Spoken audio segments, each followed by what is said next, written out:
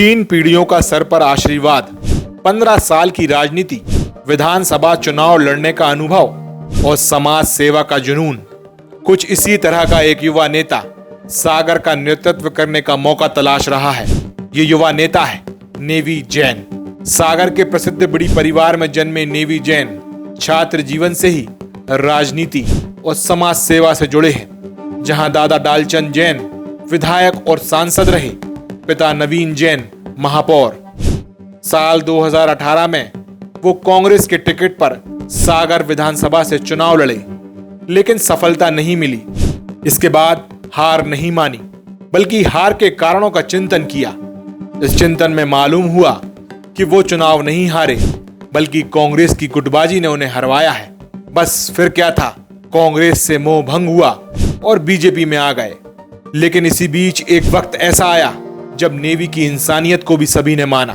जब वो कोरोना काल में जनता की सेवा करते नजर आए। चुनाव हारे, लेकिन कोई दुख नहीं मनाया। लोगों के दुख को अपना माना। शहर को सैनिटाइज करने के लिए टैंकर और केमिकल मुहैया कराया और खुद सैकड़ों परिवार को राशन बांटने में जुट गए। ये नेवी जैन ही हैं जो पार्टी से ऊपर उठकर राजनीति करते हैं। ये वो नेवी जैन ही हैं जो बिना किसी वजह के जनता के बीच पहुंच जाते हैं। और ये वो नेवी जैन ही हैं जो दादा और पिता के जनसेवा के सपने को साकार करने में लगे हैं। आज बीजेपी में अपना राजनीतिक भविष्य तलाश रहे हैं। चुनाव लड़ने का मौका मिलता है तो जन सेवा करने तैयार है। राजनीति में अवसर और समय की कीमत है। अगर सही समय पर सही निर्णय ले लिया जाए तो सफल होने से आपको कोई नहीं रोक सकता। मेरे साथ इस वक्त मौजूद है नेवी जैन, जो कि हाल ही में कांग्रेस छोड़कर बीजेपी में आए और एक अच्छा लंबा करियर इनका कांग्रेस में रहा। 2018 में ये कांग्रेस के टिकट पर सागर विधानसभा से चुनाव लड़े। नेवी भाई, सबसे पहले आपका बहुत स्वागत है। धन्यवाद। सबसे पहला सवाल, बीजेपी में आए हैं आप, कैसा लग रहा है?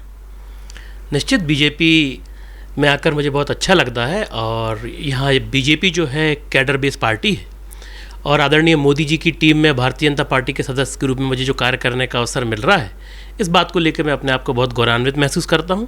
क्योंकि भारतीय जनता पार्टी की जो रीति नीति है, जो देश को, शहर को, ज़िले को और नगर को विकासवादी पदचिन्हों पर आगे बढ़ाते हुए विकास की ओर आगे बढ़ती है, उस चीज़ से मैं बहुत ज़्यादा प्रभावित हूँ और बड़ा गौरवान्वित महसूस करता हूँ कि टीम मोदी जी के सदस्य के रूप में मुझे भारतीय जनता पार्टी के सदस्य के रूप में काम करने का अवसर मिल रहा है।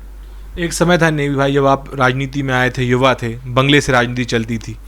फिर एक वक्त आया कि आपने गोविंद सिंह राजपूत और अब जो आप भाजपा में आए तो भूपेंद्र सिंह के आप कैंप से राजनीति कर रहे हैं। तो क्या ज़रूरत पड़ रही है आपको बार बार अपना नेता बदलने की?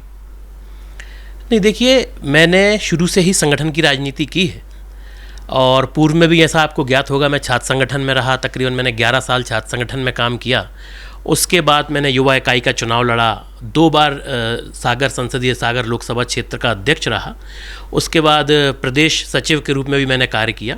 मैं हमेशा से ही संगठन के लिए कार्य करता रहा हूँ और मेरे पार्टी का हर एक नेता, मेरे पार्टी के जो भी नेता हैं, वो मेरे लिए उतने ही सम्मानीय हैं।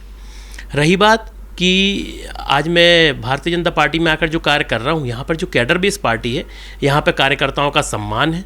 कार्यकर्ताओं के किए हुए कार्य का आकलन होता है और उनको उसका भविष्य में जो भी कार्यकर्ता मेहनत करता है उसको किस प्रकार पार्टी द्वारा सम्मानित किया जाता है, ये आप सबके सामने है। इसे बताने की कोई आवश्यकता है नहीं। आपने कहा कि यहाँ कार्यकर्ताओं का सम्मान है और उनके आकलन कर उनको सम्मान दिया जाता है। कांग्रेस में भी तो आपके साथ आपने टिकट दिया, आपको 2 बार लोकसभा का अध्यक्ष बनाया, टिकट दिया आपको, और उन्होंने उधर क्या कमी रह गई थी ऐसी कि आप बीजेपी में आ गए? देखिए, कमी की बात नहीं है। पहले तो जो मैं सागर लोकसभा क्षेत्र का अध्यक्ष बना, वो पार्टी ने मुझे बनाया नहीं था, मैं निर्वाचित होकर आया था। तकरीबन 40,000 सदस्य थे और एक पूरी चुनाव प्रक्रिया थी। उस चुनाव प्रक्रिया की वोटिंग हुई थी और आप सबके सामने वो वोटिंग बहुत पारदर्शी रूप से हुई थी। उस चुनाव प्रक्रिया से मैं 2 बार लोकसभा का अध्यक्ष बनकर आया था। अभी जैसा आपने हमारे पार्टी के वरिष्ठ नेताओं के बारे में बात करी, चाहे आदरणीय भूपेंद्र सिंह जी के बारे में या आदरणीय गोविंद राजपूत जी के बारे में, तो निश्चित वह हमारे पार्टी के बहुत वरिष्ठ नेता हैं, हमारे सम्मानीय हैं। और सिर्फ वही क्यों, आदरणीय गोपाल भार्गव जी भी हमारे क्षेत्र के मंत्री हैं, हमारे सांसद जी हैं, हमारे महापौर जी हैं, हमारे यहाँ विधायक जी हैं, वो सभी मेरे लिए बड़े आदरणीय हैं। और एक पार्टी के कार्यकर्ता होने के नाते मेरा दायित्व है कि मैं अपने पार्टी के वरिष्ठ नेताओं का मान सम्मान रखूं और उनके संलग्न उनके मतलब उनके संरक्षण में कार्य करते हुए आगे बढ़ूं और पार्टी को भी आगे बढ़ाऊं। अब नेवी क्या सोच रहे हैं, भविष्य क्या सोच रहे हैं नेवी? एक चुनाव भी लड़ चुके हैं आप, अब भाजपा में आ गए, तो भविष्य की क्या योजना है आपकी? देखिए, मेरा तो मकसद शुरू से ही सागर का विकास था। आपके ही साथ मैंने कई बार हमारे चर्चा करने का अवसर मिला। मैं पहले भी कहता था मेरा मकसद सागर का विकास है और आज भी मेरा मकसद सागर का विकास है। आपने अभी जैसे मुझसे सवाल किया था कि किस प्रकार का आपको भारतीय जनता पार्टी के अंदर आकर लगता है, तो सबसे पहले तो मैं आदरणीय मोदी जी का धन्यवाद दूंगा जो उन्होंने हमारे सागर शहर को स्मार्ट सिटी प्रोजेक्ट के अंदर जोड़कर ऐसी बुनियादी चीज़ों को आगे बढ़ाया है, ऐसी बुनियादी चीज़ों का निर्माण किया है। मैं सोचता था, काफ़ी समय मैंने विपक्ष की राजनीति भी की है और मैं ये आवाज़ उठाया करता था कि हमारे सागर में जब बुनियादी चीज़ें ही नहीं होंगी तो विकास की बात कब होगी, कंपनियों को लाने की बात कब होगी, रोजगार की बात कब होगी। क्योंकि मेरा ऐसा मानना है कि कोई भी बड़ी कंपनी आपके शहर में तभी आ सकती है जब वहाँ का बुनियादी ढांचा मजबूत हो। जब तक हम बुनियादी ढांचे को ही मजबूत नहीं करेंगे, हम यहाँ कोई बड़ी कंपनी ना तो आएगी और ना जब तक कंपनीज नहीं आएंगी, जब तक यहाँ कोई बड़ी फैक्ट्रीज नहीं आएंगी, जब तक रोजगार भी नहीं आएगा। आदरणीय मोदी जी के स्मार्ट सिटी जो प्रोजेक्ट उन्होंने हिंदुस्तान में लागू किया, बड़े गौरव की बात है कि हमारे सागर को उसमें स्थान मिला। उस कारण से आज बहुत सारी बुनियादी चीज़ें, जिस स्तर पर काम शुरू हुआ है, अभी काम कंटिन्यूस चालू है, लेकिन जिस वक्त यह काम कंप्लीट हो जाएगा, सागर में ऑलरेडी आप देख रहे हैं कि बहुत अच्छा इंफ्रास्ट्रक्चर, बहुत व्यवस्थित रूप से इंफ्रास्ट्रक्चर हो रहा है। हमारे सागर के तालाब की बात करें, आप सबको ज्ञात होगा कि पूरे शहर के नाले पहले जाकर सागर के तालाब में मिला करते थे। उन सभी नालों को बंद किया गया है ताकि कोई भी गंदा पानी उस तालाब में जाकर ना जाए। जो भी पानी उस तालाब में आए वह बारिश का पानी आए, पहाड़ों से जो बहकर स्वच्छ पानी जो आता है, बारिश का पानी आता है, वह इस तालाब में भरा जाए।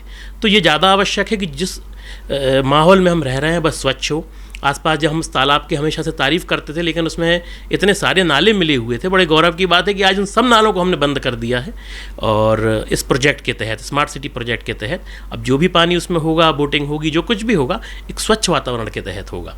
हाँ, ये ज़रूर है कि काम अभी भी चालू है और आने वाले वक्त में ये संपूर्ण कार्य जब कंप्लीट हो जाएंगे तो निश्चित हमें एक बहुत अच्छा सागर देखने मिलेगा और भविष्य में बहुत अच्छी कंपनीज़ का आगमन भी स्मार्ट सिटी में प्रोजेक्ट में जुड़ने के कारण कंपनीज़ का आगमन भी होगा और निश्चित हमारे सागर युवाओं को एक अच्छे रूप में रोजगार की सुविधाएं भी उपलब्ध होंगी। सागर विकास की आप बात कर रहे हैं कि सागर विकास आपका विजन है, तो इस बार आप बीजेपी से दावेदारी कर रहे हैं सागर विधानसभा से?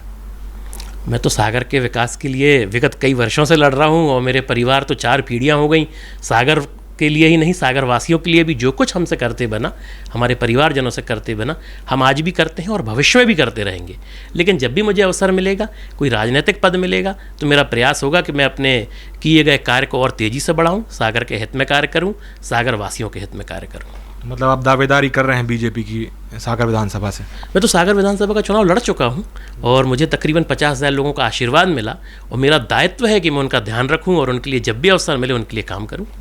तो एक सवाल को अगर उसमें हेल्दी वे में लिया जाए तो शैलेंद्र जैन से क्या बुराई है आपकी कि आप एक तो उनके खिलाफ में चुनाव लड़े, अब उनकी पार्टी में आ गए हैं और उनके दावेदार बन गए उनके टिकट के?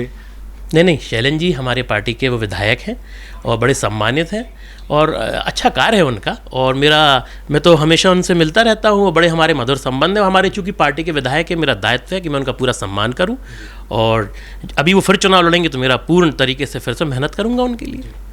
आखिरी सवाल आपसे ये है नेवी भाई, सागर शहर जो है स्मार्ट सिटी में आता, आप ही ने कहा, और लगातार विकास चल रहे हैं। नेवी भाई का विजन देखें कि अब इसमें और क्या कमी लगती है कि जो अगर बीजेपी आपको मौका दे और जनता आपको जिताए तो फिर आप इसमें और क्या नया करना चाहेंगे? देखिए, हमारे सागर में ना बहुत जल्द रोजगार के अवसर हमें तलाशने की ज़रूरत है। सबसे पहले तो मैं आपको बता दूं, अभी 50,000 करोड़ का बहुत अच्छा पैकेज हमारे सागर ज़िले को आदरणीय मोदी जी ने दिया है, जिससे रिफाइनरी के साथ साथ जो अन्य और इंडस्ट्रियल एरिया हमारे यहाँ आ सकता था, उस चीज़ को तलाशते हुए आदरणीय मोदी जी ने जो 50,000 करोड़ का पैकेज दिया है, निश्चित हमारा सागर जिला इससे बहुत तेज़ी से ऊंचाइयों की ओर बढ़ेगा। कई इंडस्ट्री के अवसर मिलेंगे, कई रोजगार के अवसर मिलेंगे। सबसे पहले हमें प्रयास है, क्योंकि जब हमारे यहाँ के बच्चे पढ़ लिख कर आगे बढ़ते हैं, सबसे पहले उनको रोज़गार की आवश्यकता होती है। यदि उनको रोज़गार नहीं मिलता है तो वह दूसरे शहरों की ओर पलायन करते हैं। जितनी जल्द हम अपने यहाँ अच्छे से अच्छा रोजगार देंगे, और उसकी पहल भी आदरणीय मोदी जी ने रिफाइनरी के माध्यम से जो भी 50,000 करोड़ का पैकेज दिया और एक नया पूरा इंडस्ट्रियल एरिया और केमिकल फैक्ट्री जिस प्रकार से यहाँ पर आ रही हैं, आप मानकर चलिए कि रोज़गार की भी चूँकि जब एक स्थान पर रोज़गार आता है तो उससे लगे हुए सारे स्थानों पर कुछ ना कुछ रोज़गार, उसके बाय प्रोडक्ट्स, उसकी साइडलाइंस निकल कर आती हैं। तो मेरा भी ऐसा प्रयास होगा कि सागर को जिस खूबसूरती के साथ आदरणीय मोदी जी ने, हमारे नगरीय प्रशासन मंत्री आदरणीय भूपेंद्र जी ने भी अलग अलग पैकेज देकर, और भी चूँकि नगरीय प्रशासन मंत्रालय के अंदर ही नगर निगम आती है, उनके माध्यम से भी जो प्रयास हो रहा है कि और पैकेज की कहाँ आवश्यकता, उन्होंने भी पैकेज दिए। और मुझे भी यदि अवसर मिलता है, मैं तो हूँ ही आवाज़ उठाने के लिए, और शहर को और अच्छा रूप कैसे दिया जा सकता है, जो विकसित हो रहा सागर है इसको बड़े सिस्टमेटिक तरीके से कैसे विकास के पथ पर हम और आगे बढ़ाएं। हमारा दायित्व है कि हम सभी अपने मंत्री नेतागणों को भी इसका सलाह दें, और जब आपको अवसर मिले तो आप भी इसमें हिस्सेदारी निभाएं। जनता के बीच में लगातार जाते हैं और बैठते हैं, जनता की संपर्क में रहते हैं, वो वक्त कब आता है जब आपको लगता है कि काश मैं ये इसमें और कुछ कर पाता, जनता के बीच में पहुंच पाता, तो ये मेरे से चूक गया ये काम, या जनता के बीच में जाके मैंने ये काम किया है तो उसकी खुशी आपको होती हो, तो ऐसा कुछ है आपकी? देखिए, ये सवाल मैंने सागर में यात्राएं निकाली, और मैं तकरीबन सागर के सभी 48 वार्डों में यात्रा लेकर जा चुका हूँ। पहले जब तक हमारा सागर स्मार्ट सिटी प्रोजेक्ट के अंदर नहीं आया था, तब ऐसी बहुत सारी बातें थी जो मुझे लगा करती थी कि हमें अपने सागर के लिए ये करने की आवश्यकता है। लेकिन स्मार्ट सिटी प्रोजेक्ट में आने के बाद बहुत सारी बुनियादी चीज़ों पर काम चल रहा है, और बहुत जल्द वो पूर्ण होकर आपको एक अच्छा सागर देखने मिलेगा। अब आवश्यकता है एक नए तरीके से पूरा इसका एक्शन प्लान बनाते हुए नए सागर के निर्माण के लिए, क्योंकि बहुत सारी बुनियादी चीज़ें हमारे स्मार्ट सिटी के तहत कवर हो चुकी हैं। अब उसके बाद हमें आगे बढ़कर कुछ नए सिरे से कुछ प्लानिंग करके और इस पर कार्य करने की आवश्यकता है। अभी जैसा आपको पता होगा, जब कोरोना का समय आया था तब मुझसे जो कुछ भी बना, चाहे वह सैनिटाइजेशन की बात हो, चाहे नगर निगम को टैंकर मुहैया कराया हो, सैनिटाइजेशन के लिए केमिकल्स मुहैया कराने पड़े हों, उस समय लोगों का चूँकि काम बंद था और बहुत सारे लोगों से हमारे जो संपर्क थे, खाने पीने की भी उस समय बहुत ज़्यादा दिक्कत थी, तो मैं अपने आप को बड़ा सौभाग्यशाली समझता हूँ कि मुझे एक तकरीबन 4-5 हज़ार लोगों को राशन उपलब्ध कराने का भी अवसर उस समय मिला। और माननीय उस समय के कलेक्टर महोदय, जो हमारे सिटी मजिस्ट्रेट साहब थे, और जो नगर निगम अधिकारी लोग थे, उन सबके साथ समन्वय बनाकर हम लोगों ने ये बहुत सारी चीज़ें जनता तक पहुँचाईं। और मैं अपने आप को सौभाग्यशाली समझता हूँ कि ऐसे परिस्थिति में मैं जनता की सेवा करने का मुझे अवसर मिला और मैं कुछ कर पाया। ये भी तब किया आपने जब चुनाव हार चुके थे, 2018 का चुनाव हारने के बाद जब कोरोना आया, ये भी तब किया। इसमें आपकी मंशा ये तो क्लियर होती है कि आपकी मंशा ये थी कि हम जनता के बीच में जाएं। जी, धन्यवाद, आपने इस विषय में सोचा। तो चूँकि वो तो मेरे दिल में था ही, मैं तो अपने स्तर पर शुरुआत से ही लोगों के लिए जो कर्तव्य बनता है करते हैं, और हमारे परिवार से भी हमको वही संस्कार मिले हैं कि अपन जो जिसके लिए कर सकते हैं जनहित में और समाज हित में अपन को करना चाहिए। और कोरोना काल में मुझे सेवा का अवसर मिला। मैं अपने आप को सौभाग्यशाली समझता हूँ कि मैंने सागर वासियों के लिए जो भी आंशिक कर सकता था, मैंने अपने स्तर पर करने का प्रयास। जब तक स्मार्ट सिटी प्रोजेक्ट में हमारा सागर नहीं आया था, बहुत सारी चीज़ें थी जो मुझे लगता था कि ये करने की आवश्यकता है, लेकिन स्मार्ट सिटी प्रोजेक्ट में बहुत सारी भौतिक और बुनियादी चीज़ें तो हो चुकी हैं। अब ज़रूरत है एक अच्छा फिर से नए रूप से इसका मास्टर प्लान बनाने की, नए रूप से इसकी प्लानिंग करने की, और एक अच्छा एक्शन प्लान बनाने की कि अब इस लेवल पर आने के बाद, पहले चूँकि पहले हमारा ग्राउंड ज़ीरो अलग था, अब जिस लेवल पर हम आ चुके हैं, यहाँ से जो बुनियादी विकास की बातें आगे बढ़नी, आज बहुत सारी मल्टीनेशनल कंपनी के हमारे यहाँ शोरूम्स आ गए हैं, मॉल्स आ गए हैं, उनके माध्यम से भी रोज़गार डेवलप हुए हैं।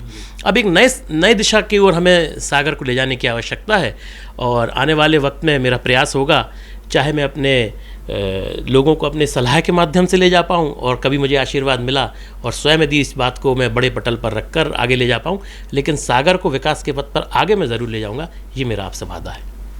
ये थे नेवी जैन जो कह रहे हैं कि सागर को विकास के पथ पर आगे ले जाएंगे। देखना होगा भाजपा से इन्हें मौका मिलता है कि नहीं मिलता है, लेकिन नेवी जैन की सोच बड़ी अच्छी लगी कि इनकी जो पूरी सोच है वो है सागर का विकास और सागर को आगे ले जाना।